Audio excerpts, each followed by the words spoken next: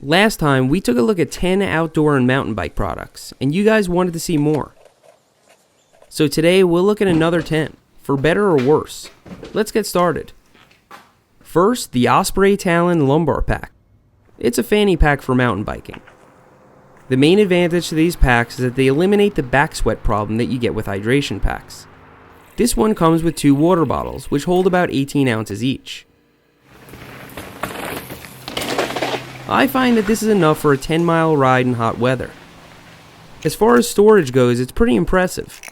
It's enough for the tools and supplies that any rider would carry, and even enough for a fair bit of my camera gear.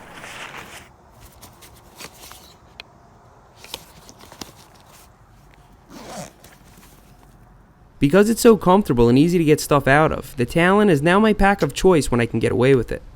However, lumbar packs aren't for everyone. If you have a small ass, it's going to shift around and get annoying.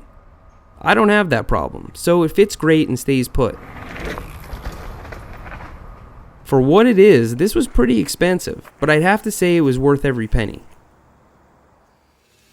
Next are my 510 Freeriders. This is my second pair, which I didn't actually need.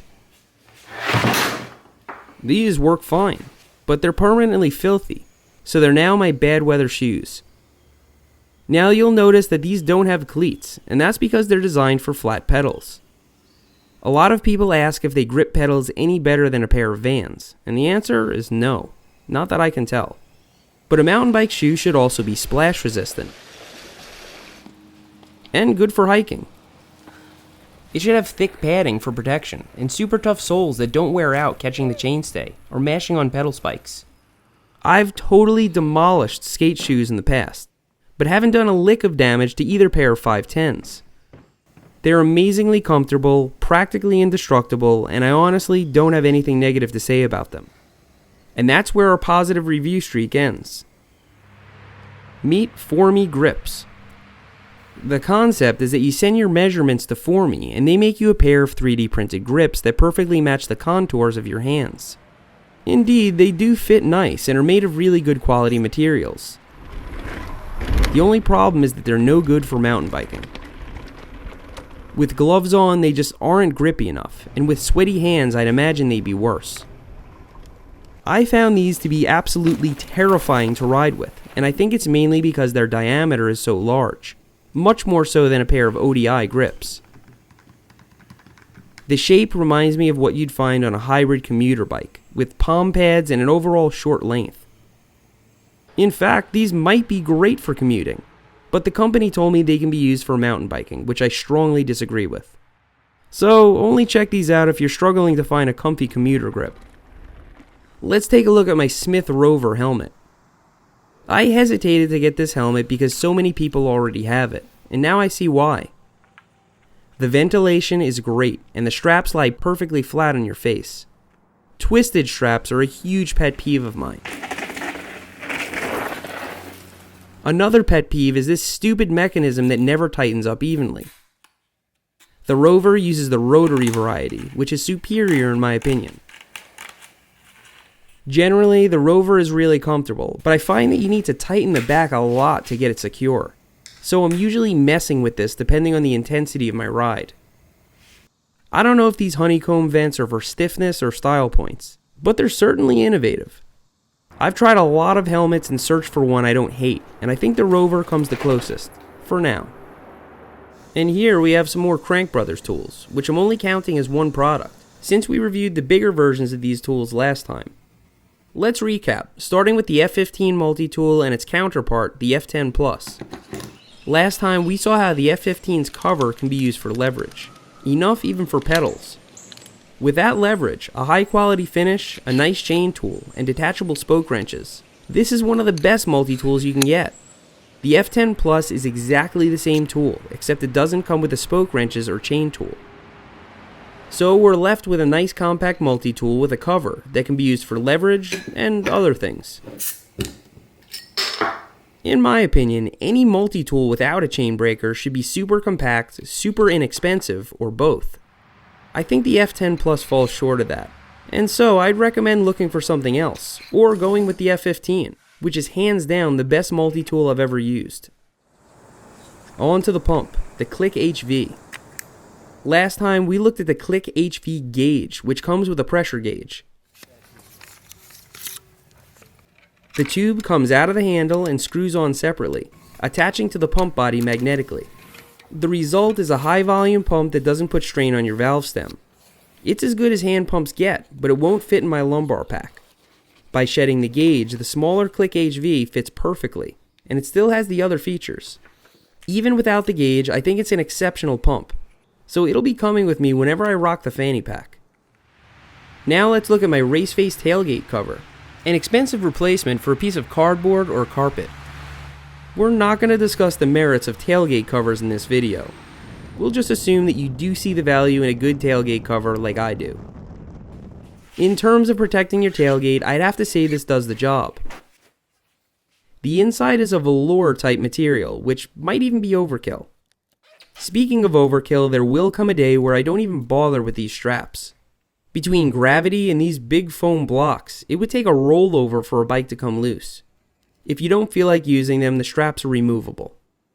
What's great about carrying bikes this way is that you could probably cram 6 or 7 on a mid-sized pickup. The race face pad comes with 5 straps, with an extra block on each side for a 6th and 7th bike. There's a Velcro cover on it to access the tailgate handle, although it's probably measured out for a Tacoma, not a Ridgeline. When it's not in use, I'm able to fit this pad under my back seats, so it's always with me ready to go. I haven't used any other pads at length, so my review is based on relative ignorance of the subject. Still, I paid full retail for this thing and still feel like I got my money's worth. Of course, you may not have a pickup. Before I did, I used a Saris Super Clamp 2 hitch rack, which I can't give you a fair review on. You see, my dad had a Saris rack when I was a kid. My first rack was a Saris, and when I started my channel, Saris was the first company to reach out to me. They send me cards around the holidays, so I'm a bit biased. But having used a lot of other people's racks, I always find my Super Clamp to be the fastest and easiest. From experience, I can also tell you it's the most versatile. Here's a tall fat bike I brought all the way to Key West. If it can carry that, I'm pretty sure it can carry anything. On the rack itself, you'll also have access to 2 cable locks for pit stops. The actual bike scoops are made to fit wide tires right out of the box, so it's obvious Saris is focusing on mountain bikers.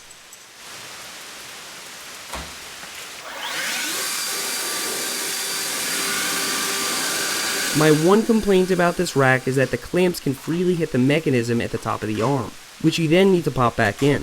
A simple metal stop would prevent this.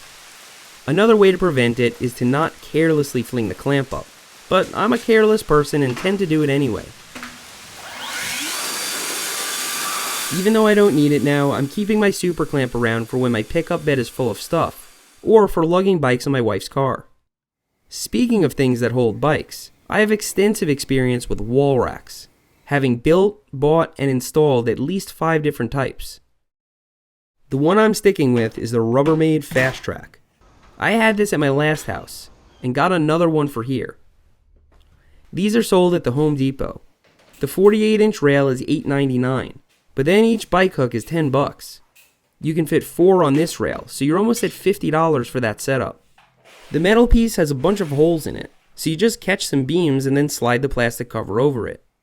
Having used normal rubber hooks to hold bikes, I can say that they're not as secure, and the rubber eventually wears through. These are more durable, and the modular design makes the whole thing more flexible. My only complaint is that the bike hooks don't have any sort of wheel scoop to keep it off the wall. For $10, it seems like they could have put some kind of piece there. Next is my Parkade ADT1 torque driver.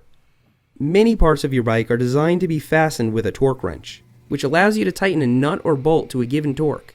When you reach the proper torque, it slips to prevent over-tightening. The Parkade ADT1 is just a baby torque wrench. Included in the handle are all the bits you'll need for your cockpit or disc brakes.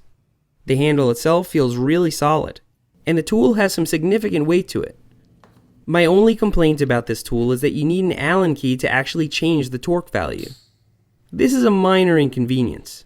In some lighting conditions, it's also hard to read the numbers, but I solved that problem with a magic marker. Still, the convenience of having a compact torque driver around has caused me to actually use it. which is probably smart for the sake of my parts and safety. Finally, we have the DJI Mavic aerial videography drone.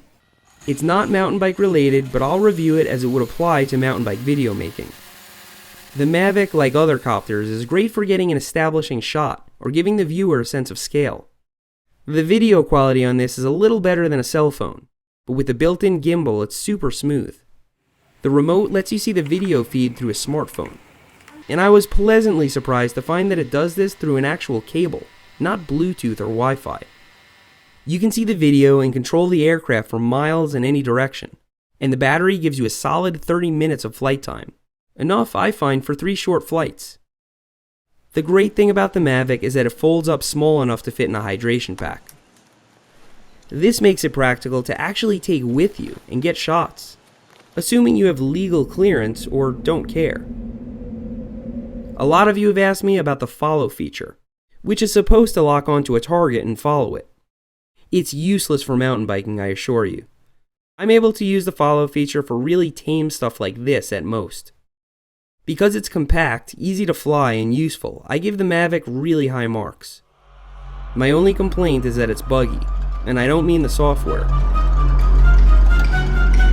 Hundreds of ants moved into my Mavic somehow. I ain't bringing it home inside the car. Now to get these ants out. By putting it in a bag and leaving it in the sun, it seems that all of the ants have evacuated and died.